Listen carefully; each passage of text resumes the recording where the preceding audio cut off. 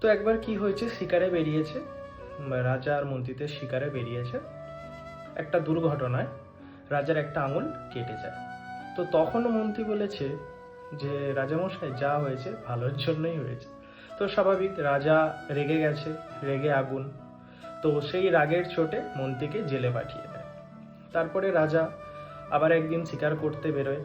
তো ওখানে কিছু পাহাড়িয়া মানুষের সঙ্গে দেখা হয় এবং তারা যেহেতু রাজাকে একা পেয়েছে এবং তাদের মধ্যে একটা সংস্কার ছিল যে কোনো মানুষকে পেলে তাকে বলি দিতে হবে।